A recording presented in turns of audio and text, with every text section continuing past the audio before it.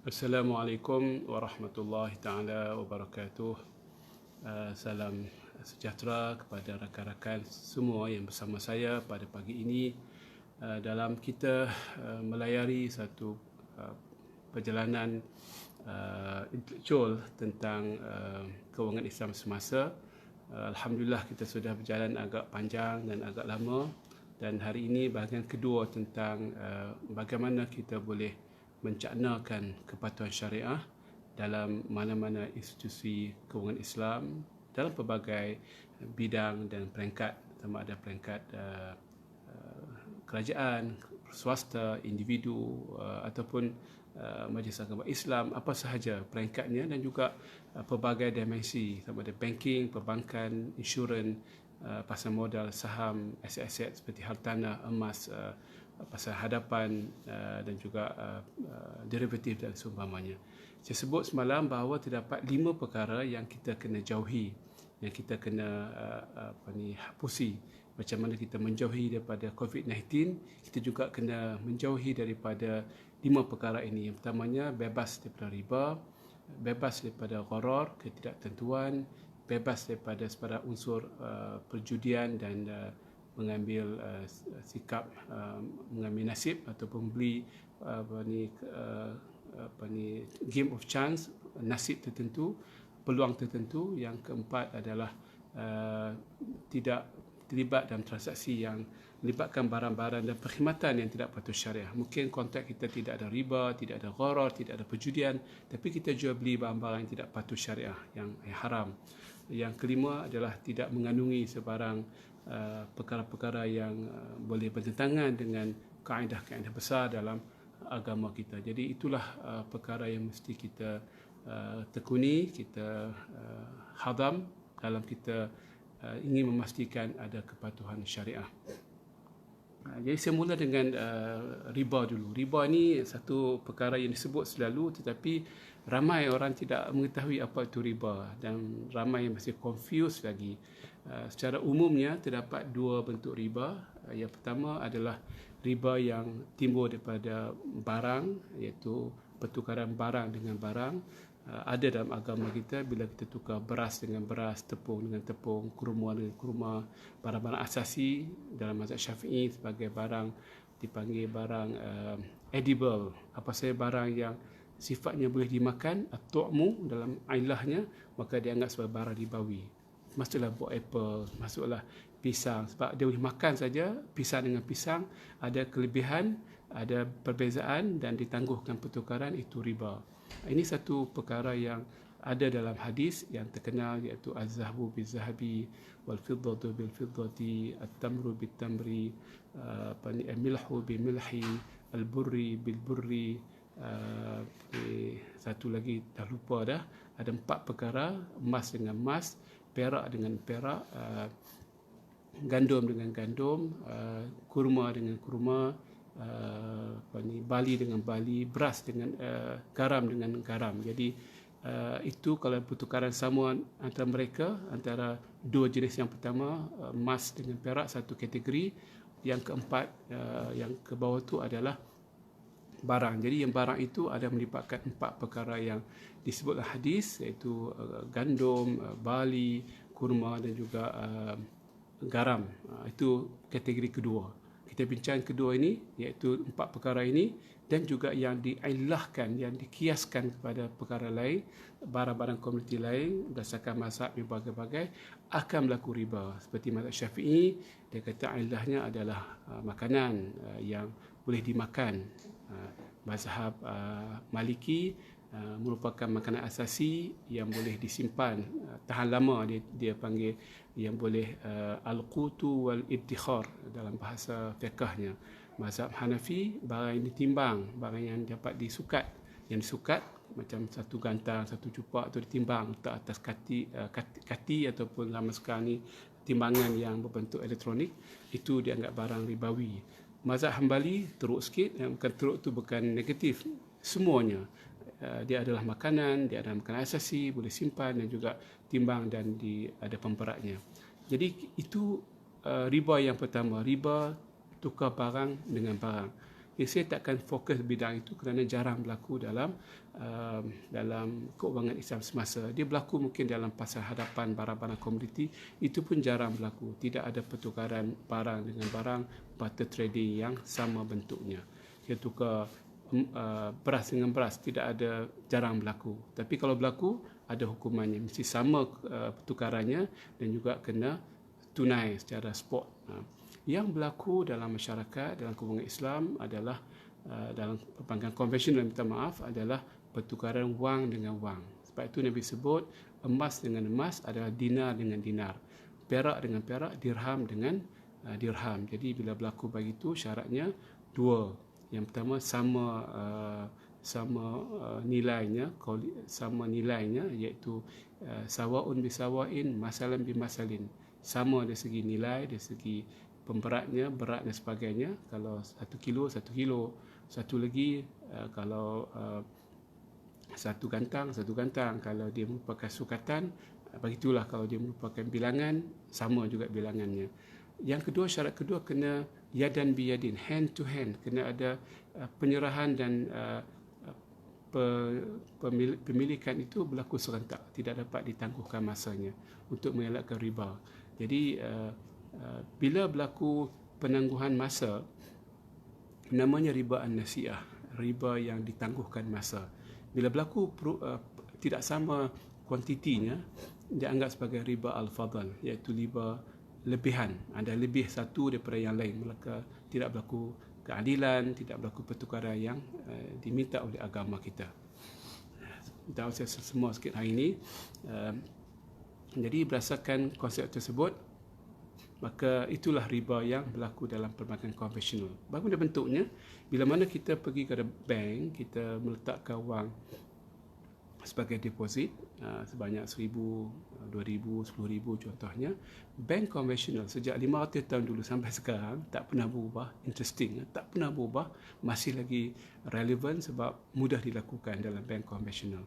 Letak duit di bank konvensional 1,000, bank kata aku bayar balik 1,000 dengan lebihan 200 atau 300 ringgit contohnya dalam sebulan, 6 bulan, setahun. Itu ada riba yang memang confirm riba sebab pertukaran wang yang sama, ringgit Malaysia dengan ringgit Malaysia, dan dibayar masa depan dengan pertambahan. Ada dua riba di situ. Riba al-fadl dengan riba an-nasi'ah, iaitu riba secara lebihan barang pertukaran ataupun kuantiti pertukaran 1,000 je 1,300. Yang nombor dua adalah ditangguhkan di masa hadapan. Itu riba yang ada dua gabungan dimensi riba. Riba disebabkan masa yang dibayar kemudian, dan juga riba berdasarkan tidak sama jumlah dan kuantitinya. Jadi tuan-tuan dan puan-puan memang jelaslah. Begitu juga bila kita minjam daripada bank, kita pergi bank konvensional nak beli rumah, nak beli kereta, kita tak beli daripada bank, kita ambil duit sebagai loan, pinjaman. Katakan sebanyak 300,000 untuk beli rumah. Kita yang beli rumah, bank tak beli rumah, kita ambil 300,000, beli rumah 300,000 dia dengan pemaju, kita hutang dengan bank selama 20 tahun, kena bayar sebanyak 700,000. Katakan daripada 300,000 campur interest 400,000 selama 30 tahun. Jadi kita berhutang dengan bank, kita bayar interest sebanyak 400,000. Itu dianggap bunga ataupun faedah atau riba yang diharamkan kerana ada penangguhan masa dan juga penambahan nilai wang yang kita pinjam tersebut.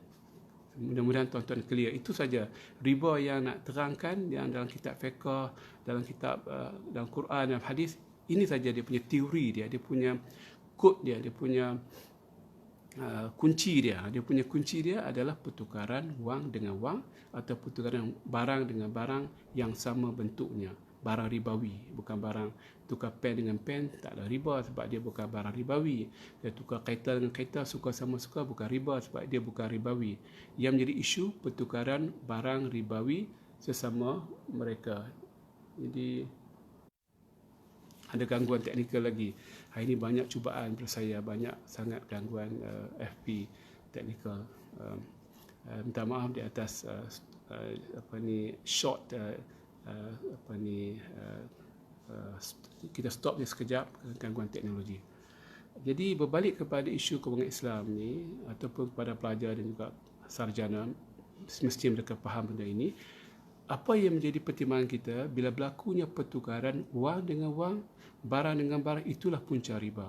Kalau berlaku pertukaran wang dengan barang, contoh ada barang, saya ada wang, kita nak beli, nak sewa, macam-macam lah kita nak buat, riba tidak akan berlaku sama sekali. Walaupun harganya mahal, walaupun harganya berlipat ganda, 100 kali ganda, 200 kali ganda, dari segi hukumnya, itu bukan riba. Mungkin ada perkara lain.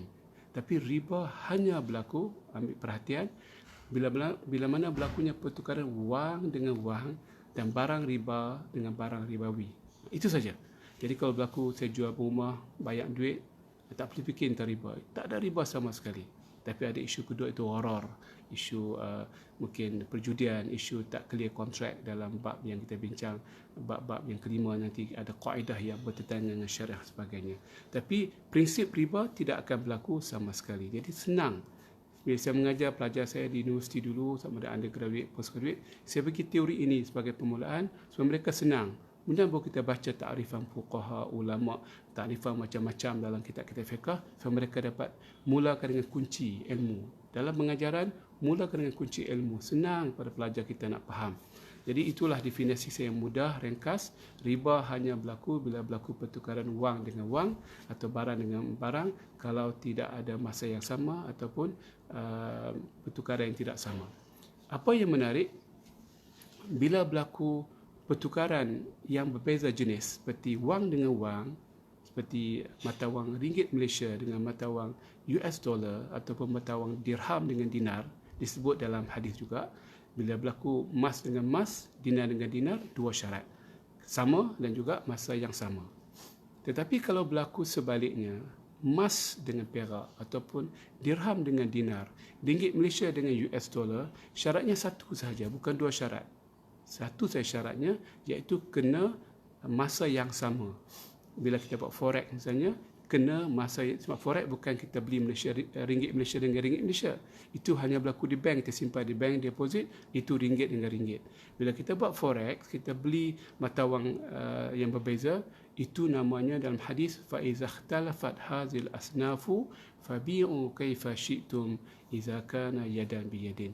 Bila mereka berbeza, makna berbeza bila kita beli emas dengan perak, dirham dengan dinar, tepung dengan kurma, kurma dengan gandum, dengan kurma dengan garam misalnya, syaratnya satu saja, mesti dilakukan dalam masa yang sama, serentak, tak boleh forward, tak boleh future, tak boleh CFD dan sebagainya, dia kena waktu tu juga. Itu syarat. Jadi clear tuan-tuan dan puan-puan, ada teori riba melibatkan barang yang sama, barang ribawi yang sama, satu lagi barang ribawi yang tak sama, tapi ribawi juga dalam konteks tersebut.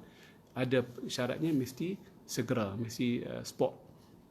Adapun pertukaran antara mata wang, dinar, dirham, US dollar, yen, ringgit Malaysia dengan barang, kurma, tamar, sama juga kurma, Bali, dan sebagainya, tidak perlu apa-apa syarat. Nak tunai ke, nak tangguh ke, mereka ada pemikir, ada setengah ulama mengatakan tidak boleh kita tangguh hingga dua sekali. Dalam konteks futures market, kita nak beli katakan CPO, nak beli CPO bukan harga ribawi, ya. Minyak sawit bukan barang ribawi, tak pi dulu. Nak beli emas, nak beli garam, nak beli beras, nak beli kurma, nak beli barang makanan asasi, ada perbincangan ulama, itu barang ribawi, boleh tak tangguhkan kedua-duanya harga sekali. Ada khilaf yang banyak di kalangan fuqaha, saya tak bincangkan sebab itu tidak ada kaitan dengan perbankan Islam. Jadi itu tentang riba, mudah-mudahan faham. Kalau tak faham, tanya soalan, saya jawab dengan mudah, mudah-mudahan. Yang keduanya adalah gharar. Gharar itu kita menjual, membeli atau menyewakan satu barang yang tidak jelas kedudukannya. Kita nak beli barang, tapi barang itu tak tahu dekat mana, apa sifat dia, apa jenis dia, kategori dia. Itu boleh mengundang kepada isu pertingkahan dalam masyarakat. Ada yang bertanya, forex trading bagaimana doktor, sebab ada yang kata haram dan ada pula yang kata harus. Ini kena rujuk baliklah video saya. Forex trading kalau spot dibenarkan, kalau tidak spot tak dibenarkan. Tapi ada juga sport pakai margin, itu tak dibenarkan juga. Dalam trading platform yang banyak semua pakai margin. Bayar 10% boleh trade 100% exposure. Itu bukanlah pemilikan yang sepenuhnya dan itu hanyalah sekadar perjudian. Ini memang judi.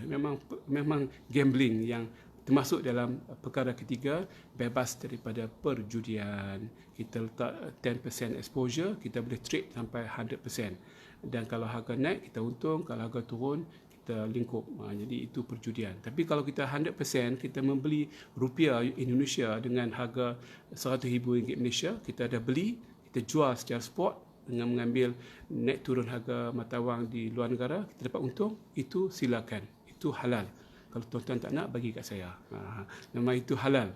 Tidak ada isu sama sekali. Tapi kalau spot dengan margin, iaitu jumlah yang sedikit untuk trade yang besar, itu tak dibenarkan oleh syariah. Apa pendapat doktor tentang emas secara pre-order? Beli emas boleh dalam syariah, tapi ada caranya. Kita akan bincang dalam sesi masa depan. Apakah cara kita menyantuni pembelian emas pre-order? Tidak boleh secara kontrak sebab tidak berlaku spot. Ada riba, tapi boleh dilakukan secara janji. Kita berjanji membeli atau menjual di awal tempoh masa tersebut. Dibenarkan dalam IUV standard di Bahrain, di Malaysia juga dibenarkan adanya kontrak al-wa'du bisyira', janji untuk membeli. Kita dah start bayar sikit-sikit, tapi bukan beli lagi, itu hanya wang pertaruhan, hanya wang cagaran atau wang pun komitmen kita untuk membeli emas tersebut di masa hadapan. Ini berbalik kepada gharar, satu perkara yang tak jelas, yang boleh menimbulkan perselisihan dan pertelingkahan dalam masyarakat. Kebanyakan pada pandangan saya, pengalaman saya, pembacaan ada banyak, tetapi dari segi pengamatan itu penting. Saya merasai gharar banyak berlaku kepada dua perkara. Yang pertama, kepada barang itu tak tetap, tak tentu, tak pasti kedudukan dan sifatnya. Yang kedua, harganya. Harga tak clear dan tak jelas. Adapun orang yang menjual membeli itu jarang berlaku ketidaktentuan, malah pada pandangan peribadi tidak ada ketentuan pembeli dan penjual bukan isu syariah. Walaupun ulama ada mengatakan tak boleh, kita kena clear dari segi gharar tidak ada kepada penjual dan pembeli, dan juga kepada akad jual beli itu kena clearkan betul-betul. Itu bagi saya ada kelonggaran-kelonggaran yang boleh dimaafkan dan diampunkan supaya tidak berlaku perkara yang tidak dibenarkan oleh syariah. Tetapi dari segi harga dan juga barang itu mesti clear dan jelas. Yakuna muayyanan, yakuna muhaddadan, clear, tetap dan sebagainya. Jadi kalau apa saja kita beli, baik Islam nak beli kereta, beli saham itu saham apa, nyatakan dengan jelas berapa banyak kuantitinya dan berapa banyak harganya, harga sekarang, harga masa depan boleh kena dibincangkan. Kalau tidak ada, kita beli satu jumlah saham, patuh syariah betul, tetapi tak tahu berapa jumlahnya dan bagaimana bentuk pembayarannya, itu akan menyebabkan kontrak. Interestingly, dalam gharar ini dia tak batal, dia boleh jadi batal ataupun boleh batal. Dalam riba, satu hukumnya iaitu hukumnya batal. Adapun gharar, hukumnya boleh menjadi batal atau boleh batal. Hari ini ada gangguan sikit, ramai cucu kat rumah, jadi boleh dengar suara-suara tempikan dan bising sikit. Biasa dalam keluarga kan. Jadi itu yang kedua. Kalau tak faham, boleh tanya soalan yang spesifik, saya cuba menjawabnya tentang gharar. Betul juga kita nak sewa barang, nak tahu dia punya kapasiti dia, enjin dia, berapa banyak kekuatan dia, kalau dia megawatt, kalau dia keluarkan production botol satu hari berapa, itu kena clear supaya tak timbul nanti bila sewa kereta tu nak laju tak boleh setakat 80 km sejam. Itu gharar yang boleh menimbulkan pertelingkahan. Tetapi gharar ini menarik, dia merupakan human factor. Walaupun asasnya hadis, pandangan saya dalam banyak penulisan saya, riba adalah nas, tax yang tidak boleh kita tolak ansur. Tetapi gharar ini ada bidang kuasa manusia untuk terima atau tolak. Dia merupakan a'rafun nas, merupakan adat manusia.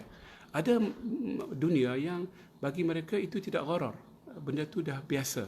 Kita letak surat khabar tepi jalan, orang beli, orang letakkan duit. Jadi dianggap sebagai kontrak yang sah. Ada amanah yang tinggi. Di Malaysia buat macam tu, bukan setakat surat khabar, dengan tonton pun habis berangkat. Jadi itu berlaku gharar, tidak tetap dan jelas dalam syariah. pembayaran tu tak clear. Jadi berdasarkan masyarakat tu boleh menerima. Sebab tu teori gharar saya banyak sebut dalam kajian saya, tapi ramai orang masih lagi tidak menerima pandangan ini. Gharar adalah satu teori yang relatif dengan zaman, teori yang relatif nisbi dengan zaman.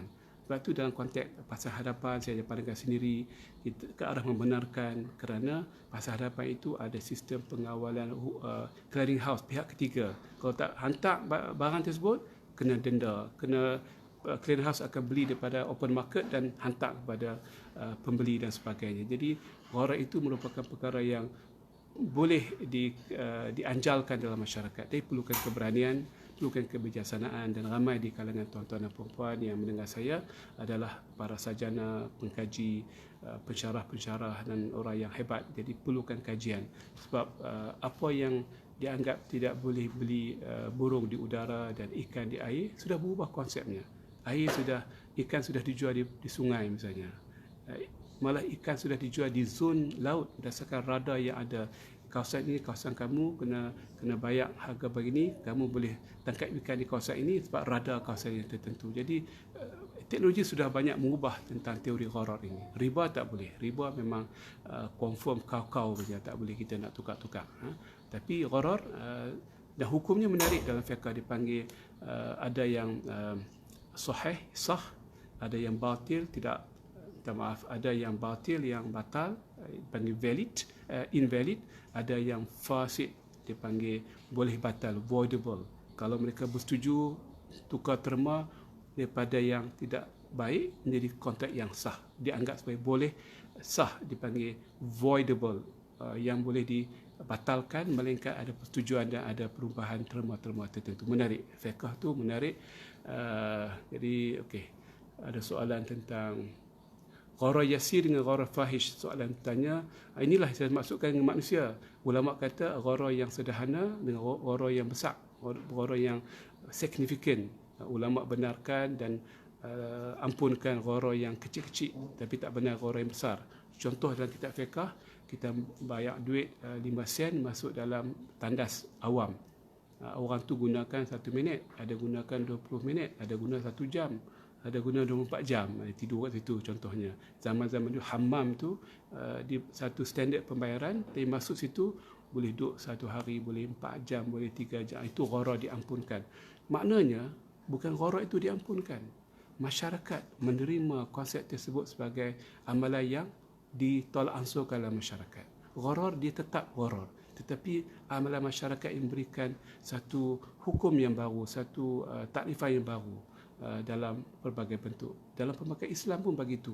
Tapi kalau kita nak rigid, kita nak bawakan buku textbook, nak applykan dalam konteks muamalah semasa, berlakulah macam-macam isu. Dan saya dapati ada juga sebahagian kecil penasihat syariah yang masih lagi tidak membuka minda mereka untuk melihat fiqh itu hidup, syariah itu hidup dalam masyarakat. Mereka baca buku pandangan fuqaha, nak masukkan satu bulatan dalam 4 segi atau 4 segi dalam bulatan. Memang tak boleh, kena ada adjustment. Gharar fahish, gharar yang besar, yang memang tidak boleh diampunkan. Malah mazhab Hanafi yang menarik, mereka kata ini pandangan sebagai manusia, bukan sebagai wahyu, ini pandangan manusia. Dalam kita jual hartanah, diampunkan, dibenarkan gharar up to 20%. Kita jual hartanah, mungkin gharar tak jelas harga, kualiti dindingnya, bumbungnya, mungkin lantainya, bila maksud ada sikit kerosakan, up to 20% boleh diampunkan. Kalau kita menjual binatang ternakan, al-an'am, up to 10%. Kalau kita jual barang-barang biasa, furniture, barang yang kita beli setiap hari, up to 5%.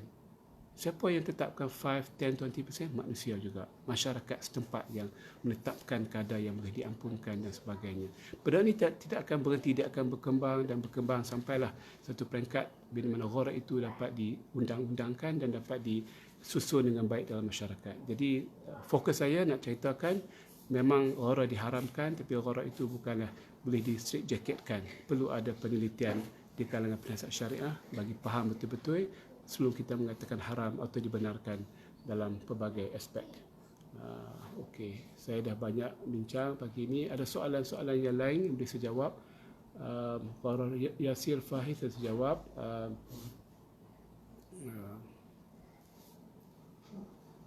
Sekarang beli emas boleh melalui bank. Ada bank yang dikatakan haram dan bank lain okey sebab isu tiada emas fizikal. Contoh saya beli emas dengan KFH, adakah perlu saya minta tengok emas fizikal milik saya? Panjang jawab soalan itu. Bagi saya begini, bila mana kita beli emas, walaupun tak nampak tak apa. Kita tak pegang, sentuh dia. Dengan syarat bank dapat tunjukkan kepada kita, bank ada sijil pemilikan emas tersebut. Dia panggil allocated gold. Emas yang dibeli, disimpan atas nama bank di vault di beberapa tempat di dunia, di Hong Kong, di Singapura, di Switzerland, di Amerika sebagainya. Jadi yang penting sijil pemilikan bank itu kena tunjukkan kepada kita sebagai pembeli emas, walaupun bank itu bank konvensional, bank Islam, doesn't matter. Kalau ada sijil pemilikan dipanggil allocation certificate, sah. Cuma kebanyakan produk di bank-bank tidak ada sistem skim ini. Mereka hanya menjual emas yang tidak di-allocatedkan. Itu bahaya dan perlu perhatian. Dan saya sebut dalam sesi sebelum ini, nak pastikan syariah tak syariah, jalan ringkasnya, tanya siapakah penasihat syariah bank tersebut ataupun penjual emas tersebut. Itu saja yang mudah. Kalau nak kaji, tanyalah soalan saya sebut tadi, bos tunjukkan saya, where is your certificate of allocation of gold? Sebab dalam agama kita tidak boleh beli emas yang tidak diallocatedkan.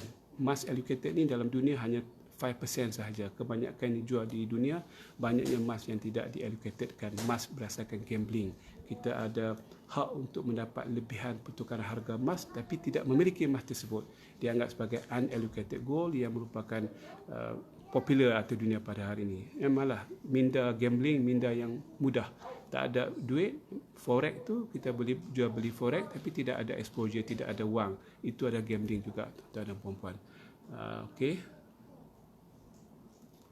Bagaimana beli emas guna kad kredit Islam?